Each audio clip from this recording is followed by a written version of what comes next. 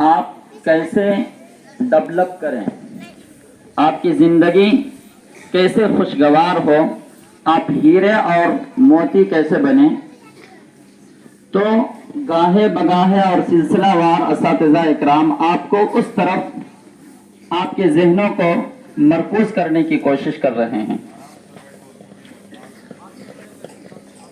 تو آئیے اسی کڑی کو میں بھی آگے بڑھاتے ہوئے آپ لوگوں کے سامنے کچھ اسلامیات کی باتیں کرتے ہیں۔ ہم اور آپ جس مذہب کو مانتے ہیں اس مذہب کا نام ہے اسلام۔ سنیے، آقا مدنی جناب محمد الرسول اللہ صلی اللہ علیہ وسلم کی زبانیں ہم سنتے ہیں کہ ہمیں کن چیزوں کی ترغیب دیتے ہیں۔ عن ابن عمر ان رجلا سأل قال رسول الله سأل أي الإسلام خير قال رسول الله صلى الله عليه وسلم تطعم الطعام وتقرأ السلام على من عرفت ومن لم تعرف۔ حضرت عبداللہ ابن عمر رضی اللہ تعالی عنہما سے روایت ہے کہ ایک شخص نے اللہ کے نبی جناب محمد الرسول اللہ صلی اللہ علیہ وسلم سے دریافت کیا، پوچھا، سوال کیا کہ اللہ کے رسول صلی اللہ علیہ وسلم آپ مجھے بتلائیں کہ سب سے بہتر اسلام کیا ہے۔ ای الاسلام خیر، سب سے بہتر اسلام کیا ہے، یعنی اسلام کے سب سے بہتر عمل کون سا ہے، اسلام کا سب سے بہتر عمل کون سا ہے۔ جناب محمد الرسول اللہ صلی اللہ علیہ وسلم ارشاد فرماتے ہیں تطعم الطعام، بھوکوں کو کھانا کھلانا، وتقرأ السلام، اور سلام کرنا اسے بھی جس کو آپ جانتے ہیں، ومن لم تعرف، اور جسے آپ نہیں جانتے ہیں، یعنی جانے اور انجانے ہر مسلمان بھائی کو، ہر شخص کو سلام کرنا یہ سب سے بہتر عمل ہے اسلام کا، اور بھوکوں کو کھانا کھلانا یہ اسلام کا سب سے بہتر عمل ہے۔ آج ہم اور آپ راستوں سے گزرتے ہیں اور اپنے گھروں میں، اپنے سماج میں نہ جانے بڑے چھوٹوں سب سے ملاقات ہوتی ہے ہماری، کیا ہم سلام کرتے ہیں؟ کیا اسلام کا اتنا بڑا جو میسج ہے، اتنا بڑا جو عمل ہے، کیا ہم اس کو انجام دیتے ہیں؟ اگر نہیں دے رہے ہیں تو آج سے تہیہ کریں کہ ہر چھوٹے بڑوں کو ہم سلام کریں گے، اور چھوٹے کو خود سلام کریں۔ آپ صلی اللہ علیہ وسلم کی ایک خاصیت یہ بھی تھی کہ وہ اپنے چھوٹوں کو سلام کیا کرتے تھے، چھوٹے بچوں کو جو کھیل رہے ہیں ان کو سلام کیا کرتے تھے۔ آپ صلی اللہ علیہ وسلم کے اخلاق دیکھیے، ان کی عاجزی دیکھیے، ان کی انکساری دیکھیے، اور یہی اخلاق ہے جو اسلام کو، جس کو نہیں جانتا تھا دنیا میں کوئی، پورے عالم میں پھیل چکا ہے، یہ اخلاق ہے۔ آج ہم اسلام سے کتنا محبت کرتے ہیں، جناب محمد الرسول اللہ صلی اللہ علیہ وسلم سے کتنا محبت کرتے ہیں، اپنے محبت کا جائزہ لیجئے۔ حضرت عمر رضی اللہ تعالیٰ عنہ کے بارے میں آپ لوگ پڑھا ہوگا اور سنے بھی ہیں کہ وہ کیسے جلیل القدر صحابی ہیں، ان کے اسلام سے پہلے کی زندگی کیسی تھی اور اسلام کے بعد کی زندگی کیسی ہے۔ وہ ایک مرتبہ جناب محمد الرسول اللہ صلی اللہ علیہ وسلم کی خدمت میں آتے ہیں اور عرض کرتے ہیں کہ اللہ کے رسول صلی اللہ علیہ وسلم، مجھے آپ میری جان سے بھی زیادہ پیارے ہیں، مجھے آپ میری جان سے بھی زیادہ محبوب ہیں، عزیز ہیں۔ آپ صلی اللہ علیہ وسلم نے ارشاد فرمایا کہ لا، تمہاری محبت ابھی ناقص ہے، کمزور ہے، ادھوری ہے۔ جب تک تمہاری جان، تمہاری مال، تمہارے اولاد سے بھی زیادہ میں تمہیں محبوب نہ ہو جاؤں، اس وقت تک تمہاری محبت ناقص ہے، ادھوری ہے۔ عن ابن عمر ان رسول اللہ صلی اللہ علیہ وسلم قال لا يؤمن احدكم حتى اكون هواه تبعا لما جئت به۔ حضرت ابن عمر رضی اللہ تعالی عنہما سے روایت ہے کہ جناب محمد الرسول اللہ صلی اللہ علیہ وسلم نے ارشاد فرمایا قسم ہے اس ذات کی جس کے قبضے میں میری جان ہے، یعنی اللہ کی قسم کھا کر جناب محمد رسول اللہ صلی اللہ علیہ وسلم ارشاد فرماتے ہیں کہ تم مومن نہیں ہو سکتے جب تک کہ تمہاری خواہشات، تمہاری دل کی اچھائیں، تمہاری نفسیات اس چیز کے تابع نہ ہو جائے جس کو میں لے کر کے آیا ہوں۔ اور جناب محمد رسول اللہ صلی اللہ علیہ وسلم کیا چیز لے کے آئے ہیں؟ وہ اللہ تبارک و تعالیٰ کی طرف سے حکمت اور موعظت اور نصیحت اور قرآن پاک لے کر کے آئے ہیں اور اپنی زندگی کو لے کے آئے ہیں۔ تو جب تک ہمارے خواہشات، ہمارا ایک ایک وقت، ایک ایک لمحہ جناب محمد رسول اللہ صلی اللہ علیہ وسلم کی لائی ہوئے شریعت کے مطابق نہ ہو جائے، اس وقت تک ہم کامل مومن نہیں ہو سکتے ہیں۔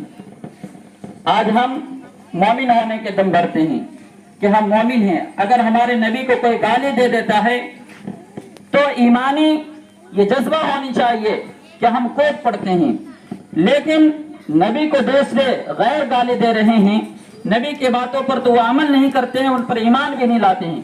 لیکن آج ہم اپنی زندگی کو دیکھیے کہ آپ صلی اللہ علیہ وسلم کے کتنے سارے فرامین ہیں، کتنی سارے احکامات ہیں جس کو ہم اپنی شادی بیواہ میں ترک کرتے ہیں، جس کو ہم دن اور رات کی زندگی میں ترک کرتے ہیں، اور ہمیں معلوم ہوتے ہوئے بھی ہم اس کو نہیں کر رہے ہیں، سوچ کر کے، جان بوجھ کر کے نہیں کر رہے ہیں۔ بتائیے کہ اس سے بڑے گستاخ ہم ہیں کہ نہیں ہیں؟ ایک تو یہ ہے کہ ان کو علم نہیں ہے، وہ ایمان نہیں رکھتا ہے، لیکن ہم مسلمان ہیں، جناب محمد رسول اللہ صلی اللہ علیہ وسلم سے محبت کا دعوے دار ہیں، لیکن پھر بھی جناب محمد رسول اللہ صلی اللہ علیہ وسلم کی سنتوں کا مذاق اڑایا جا رہا ہے اور ہم خاموش تماشا بنے دیکھ رہے ہیں۔ بتائیے اس سے بڑے گستاخ ہم ہوئے کہ نہیں ہوئے؟ تو ابھی آپ کی زندگی اس چیز کو حاصل کرنے کی ہے، آپ اس میدان میں لگے ہوئے ہیں، ابھی آپ بچے ہیں، ابھی آپ نونہال ہیں، آپ اپنی زندگی کو جناب محمد رسول اللہ صلی اللہ علیہ وسلم کی سنتوں پر لگا ڈالیے، اپنی جو خواہشات ہے، نفسانی خواہشات ہے، اس کو آپ صلی اللہ علیہ وسلم کی دین کے تابع کر لیجئے، انشاءاللہ آپ بڑے ہو کر کے حقیقی معنی میں آپ صلی اللہ علیہ وسلم کے محبین میں شامل ہوں گے، اور آپ کے اعضاء اور جوارح سے ایسے عمل صادر ہوں گے کہ آپ کے زمانے والے اور آپ کے سماج والے یہ فخر سے کہیں گے کہ یہ ہے امت محمدی۔ آپ کے پاس ابھی موقع ہے بننے کا، لیکن اگر آپ نے اپنے اساتذہ کرام کی بات نہ مانی، سنتوں پر عمل نہیں کیا، اپنے وقتوں کو لایانیوں میں گزار دیا، کھیل کود میں گزار دیا، تو یقین جانیے کہ ہمارے لیے اس دنیا میں بھی خسارہ ہے اور آخرت میں بھی خسارہ ہے۔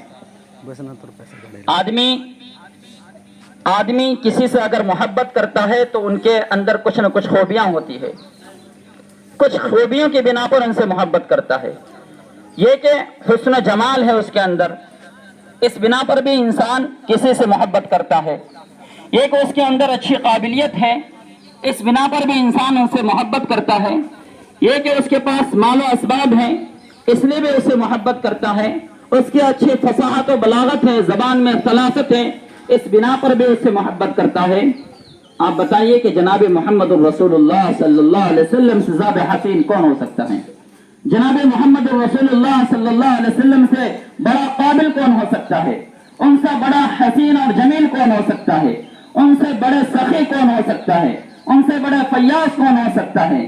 جناب محمد رسول اللہ صلی اللہ علیہ وسلم کے اندر ہر طرح کے کمالات، ہر طرح کے بہتر سے بہتر خوبیاں جناب محمد رسول اللہ صلی اللہ علیہ وسلم کے اندر موجود ہیں۔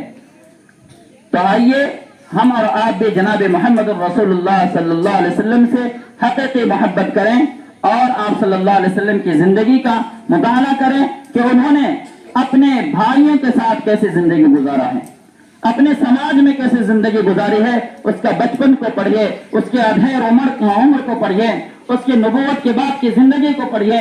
یقیناً اگر پڑھنے لگیں گے، ہمارے غیر بھائی بھی پڑھیں گے، تو مجھے یقین کامل ہے کہ وہ بھی آپ صلی اللہ علیہ وسلم کی دین کو اپنانے پر مجبور ہو جائیں گے اور ہو رہے ہیں مجبور. اور آپ اگر پڑھیں گے, آپ اگر مطالعہ کریں گے تو مجھے امید ہے کہ آپ اپنے ہندوستانی بھائیوں کو آپ کے ذات سے کوئی تکلیف نہیں ہوگی.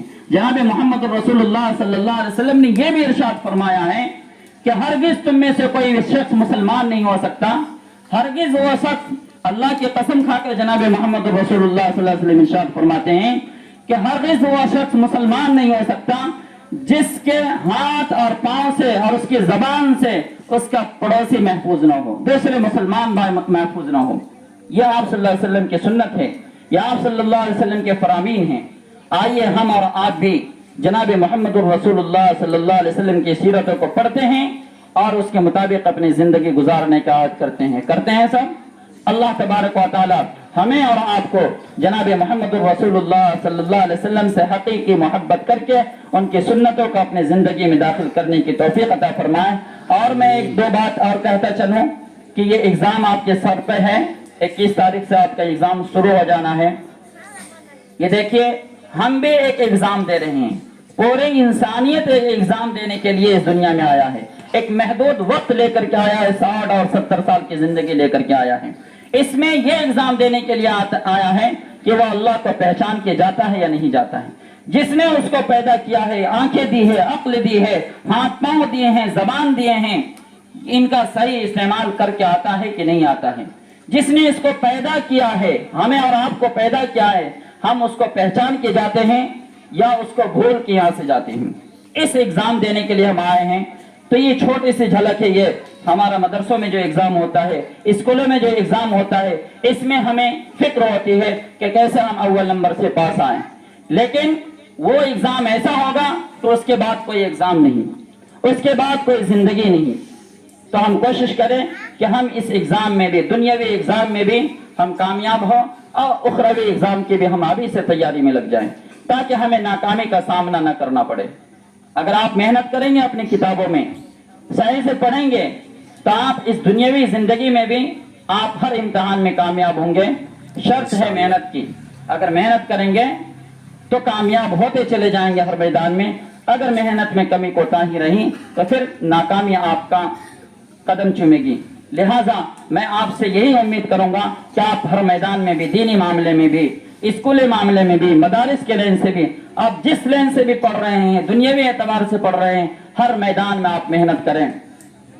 اپنے من میں ڈوب کے پاجا سراغ زندگی, اپنے من میں ڈوب کے پاجا سراغ زندگی, تو اگر میرا نہیں بنتا مت بن, اپنا تو بن. کہ اپنے من میں ڈوب کے زندگی کا جو مقصد ہے اس مقصد کو آپ حاصل کر لیجئے. زندگی کا جو مقصد ہے اس مقصد کو حاصل کر لیجئے.